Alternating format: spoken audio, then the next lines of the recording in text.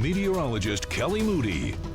Well, why would you want to leave on a nice night like tonight? It's been a little bit windy, but overall we've been working with nice conditions, temperatures that are far below what's considered normal for this time of year, and a beautiful view looking out from our tram cam this evening. Not a lot of wind here, but plenty that we've been watching down on the valley floor. Winds are going to be weakening through the overnight hours, and then we continue to hold on to pretty mild weekend conditions for us. But we are going to be warming up as we look ahead toward next week. Temperatures shooting back up close to 110 degrees. Oh boy, yay, can't wait. Let's go ahead and check those winds. A little bit gusty through the overnight hours, but weakening through the morning. Breezy through the San Gorgonio Pass and keeping most of that wind to the north of I-10 for areas like Thousand Palms and Indio. We continue to keep winds pretty light during the afternoon hours, watching them start to rebuild with a bit of that onshore flow into the evening. Not nearly as gusty as maybe what some of you may have experienced for today. This wasn't the biggest wind event, but we did have a wind advisory in place stretching through the San Gorgonio Pass all the way in toward Desert Hot Springs. That expired at 10 p.m. So really just at the top of this newscast that was in place from the National Weather Service, but we don't have to worry about that at this point.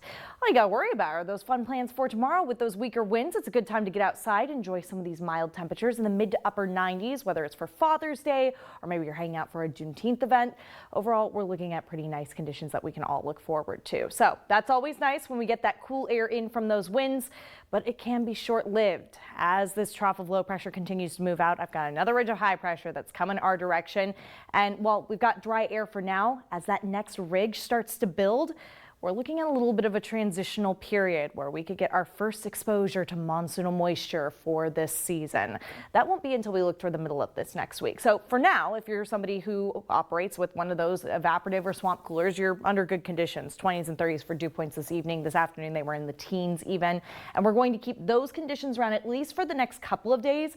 Again, it's more so as we look ahead toward Wednesday that we might be looking at a little bit of additional humidity. We'll be tracking that pretty closely for you as we look toward the middle and the end of the week, because temperatures like these, ranging from 105 to 110, can start to feel more like 110 to 115 when you throw on that extra bit of moisture. Overnight lows, those will be hanging out in the 70s and 80s. Lots of sunshine in the days to come on your first alert Comfort Air 7-day forecast. We've got Bailey with sports after the break. Stay with us. You're watching News Channel 3, the Desert's news leader.